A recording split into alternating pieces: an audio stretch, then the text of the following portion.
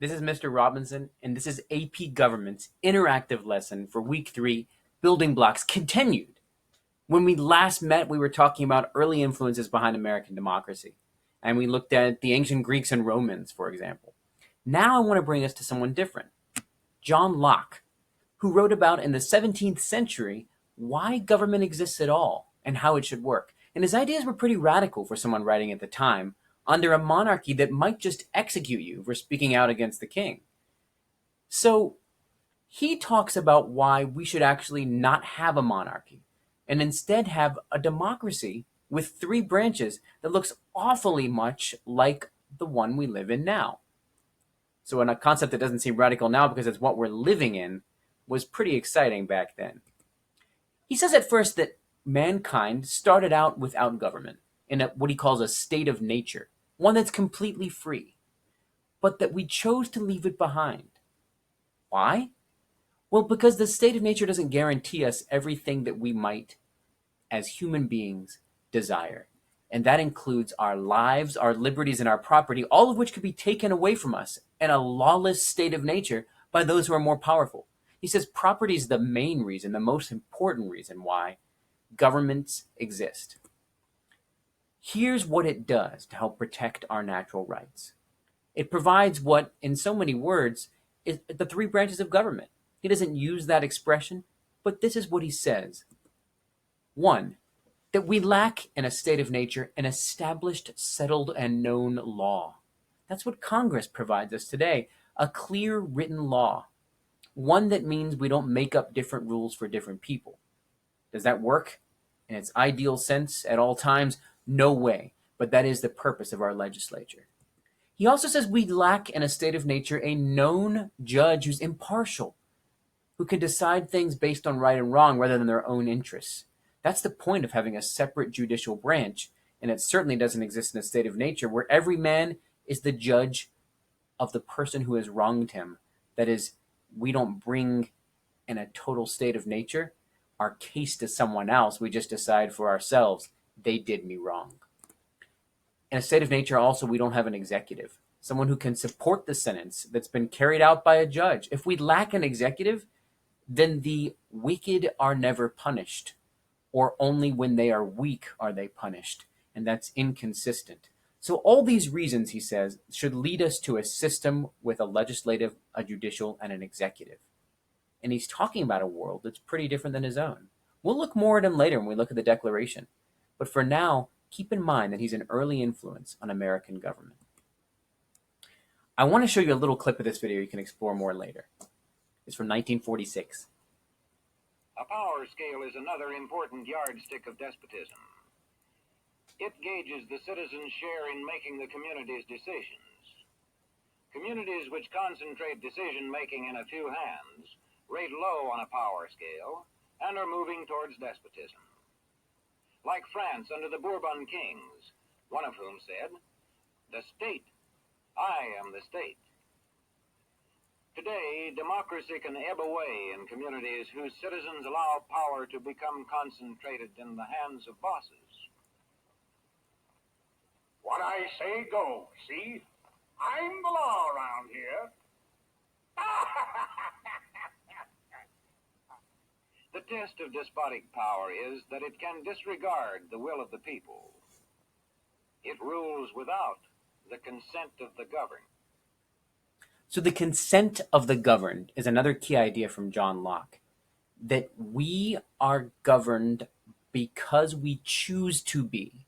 We give up our rights that we would have in a totally government-less world, in part to protect our stuff, and in part because we agree with government that they'll be fair and protect us. If they don't, then they've broken the contract with us, the social contract. Then they no longer have our consent. And at that point, we can rebel. That idea is laid out by Locke. It's laid out by Jefferson in the Declaration. And it's laid out in this elderly video from just after World War II about the difference between a democracy and a tyranny. This is a fascinating video to watch more of. So if you get a chance, click on it sometime in our notes. So let's look at policymaking now. There's a few things I want to make sure you know. We're going to dive into the three branches in greater detail later on, but for now, at the start of the year, I definitely want to make sure you know what policy actions every policymaking institution can take that connect to laws. Congress, for example, can write and vote on bills they want to make law. The president can sign those bills into law or veto them. When you sign a bill into law, you're enacting it or making it official. Congress has a way of doing that too. If the president vetoes a bill and they really want it to pass, if there are enough of them, more than it took to pass the bill in the first place, then they can enact the law without the president's signature. Presidents have other powers too. One that's not in the Constitution is the power to write executive orders, to tell the rest of the executive branch how they should enforce the law. That's the president telling bureaucracy, here's what you should do, and giving them guidance. Bureaucrats have some powers themselves, also not in the Constitution. They can write rules and regulations that are authorized by the law. They add detail the law didn't provide. They also carry out the law. For example, if we passed a pollution law that banned greenhouse gases, ones that contribute to climate change, but the law didn't say exactly what pollutants qualified as illegal, that might have been on purpose. It might have been to allow an agency, like the Environmental Protection Agency, the chance to say what substances should count as pollutants, how much should count as an illegal amount, and what the penalty should be.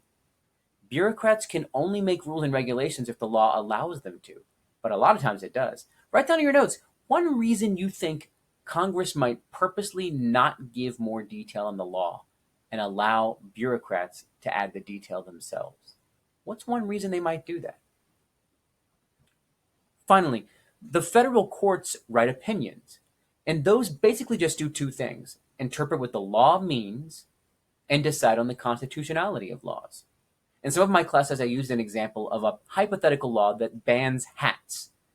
If someone's hauled into court for wearing a scarf on their head, the court might have to decide what the word hat means in the law. If you wrap a scarf around your head, are you in fact wearing a hat? The court also might face a challenge from someone who says the law itself is unconstitutional, restricts their freedoms too much. That would be a case in which they exercise judicial review.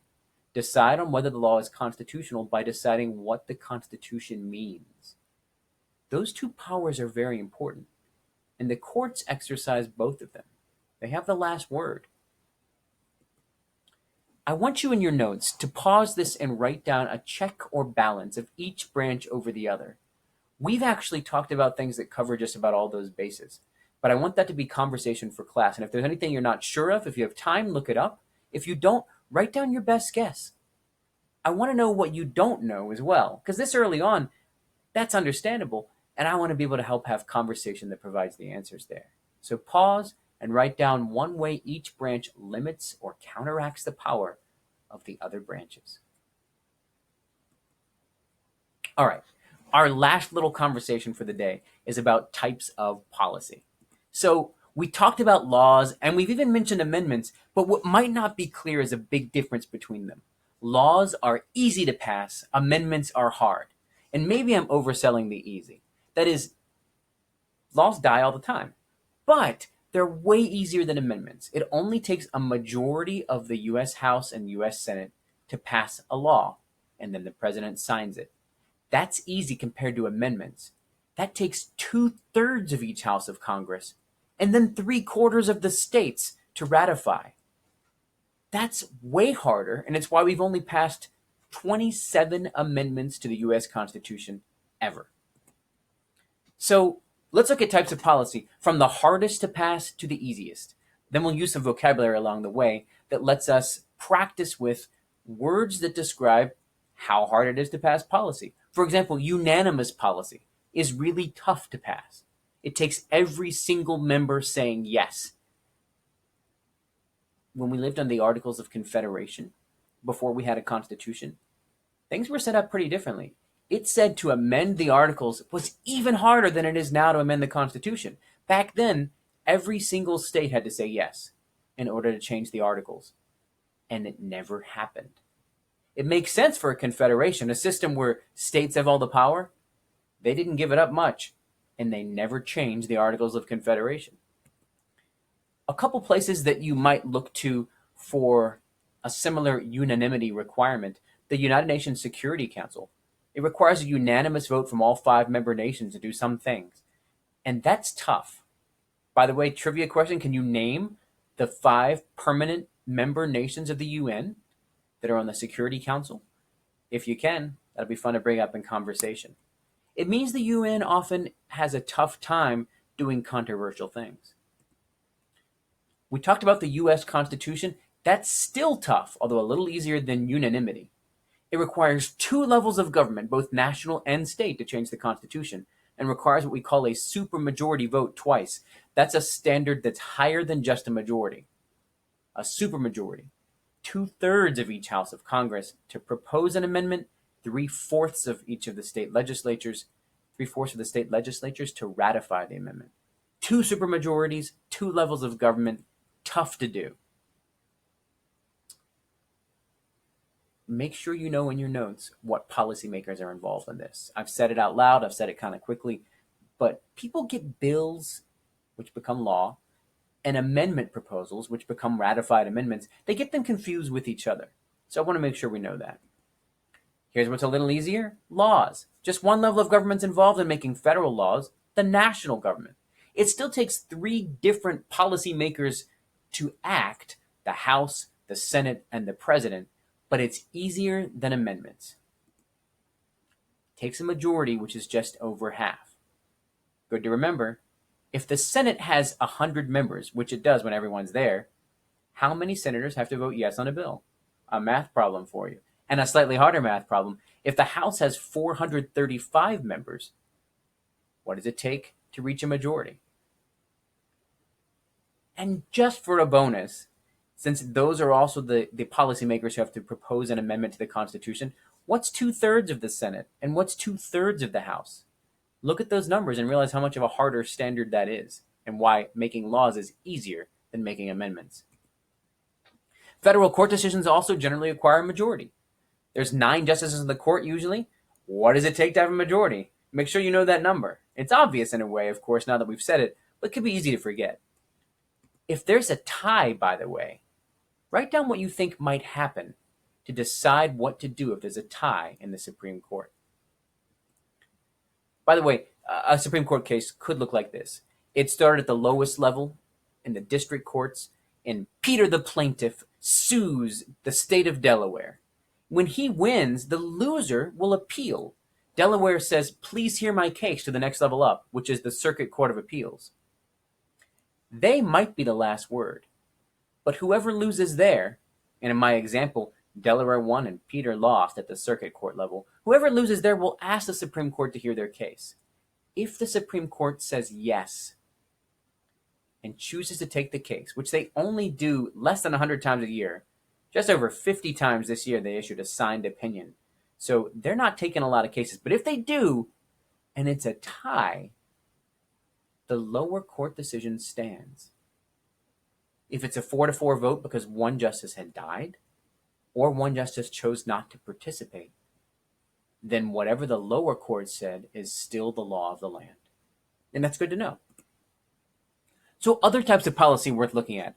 Bureaucratic agencies make rules and regulations, and we talked about how the EPA can set limits on pollution. The House and Senate make rules for themselves, like the Senate, which allows unlimited debate on bills.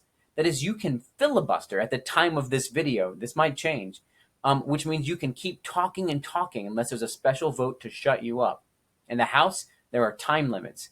Those are both rules. They're not in the Constitution. They're not in the law. They're rules that chamber made for themselves, and they can change. And they have. The Senate used to allow filibustering of judges. As of now in 2020, they don't anymore. What can the president do alone? The president can make executive orders that affect those who work for him. President Obama's first order said to all the agencies that were under him, because he's the chief executive at the time, that they could not discriminate against employees on the basis of sexual orientation. That is, he acted unilaterally, all by himself, and made that order. The president's also commander-in-chief, which means she can order military officials to strike without anyone else that has to say yes. That unilateral power is pretty unique to the president. Here are some related terms to close out our talk. So, we've talked about policies, but traditions can also affect government. Tradition's not official. It might not be written down anywhere, but it can still influence policy. For example, Congress is divided into groups called committees. They're in charge of different kinds of bills on different subjects. Like the Agriculture Committee considers farm related bills. The person who heads up each committee is called the chair, and that's a powerful job. By tradition, it goes to the most senior person in the majority party, the one who's been on that committee the longest. That can lead to really old committee chairs. In this picture is Strom Thurmond, who served in the Senate until he was 100. Worth keeping in mind is whether that's a good tradition or not.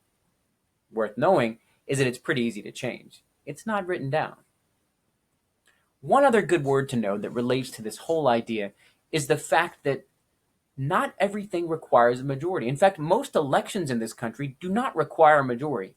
If 3 people run for president, often the winner will not have a majority of the vote. The winner of the presidency is required to get a majority of the electoral vote, or it goes to the House of Representatives to decide. We'll talk about that a different day. In most other elections, like for Congress, you can have 3, 4, 5 people running. The winner might just get 35% of the vote. What do you call that biggest piece of the pie? It's called the plurality. And that's worth knowing. Plurality is a word that's different than majority, which means over half. Plurality just means the biggest piece, the winner. Know that word. We'll use it a lot this year as we look at elections. Here's an example of an election in which one person has a plurality of the vote. It's Robbie Republican in this example, beating out Debbie Democrat and Inga the Independent. But some states require a runoff. They say we want someone to get a majority. So we take the top 2 in our election where no one gets a majority, and then just those 2 run against each other. The state of Maine even has basically an instant runoff where people rank their choices. And because of that, we know who their second choice is, and we can eliminate last place Inga Independent and see who all her supporters had as their second choice. That same process basically plays out in other places that have a runoff election, a later vote among just the top 2. Again, Inga Independent supporters could choose someone else then. In that kind of system, some people say it actually helps third parties, not Democrats, not Republicans, because it feels safer to vote for them. That is, it feels okay because you're not throwing away your vote. You'll still get a chance to express your preference among the top 2. In an election like that, of course, Robbie Republican could end up losing if Inga had more supporters who ended up supporting the Democrat. We'll talk way more about that in the future, but for now, write down any comments or questions you have about other ways to run an election. It's a fascinating thing to look at. Thanks for joining me, and I'll see you next time on our next interactive lesson.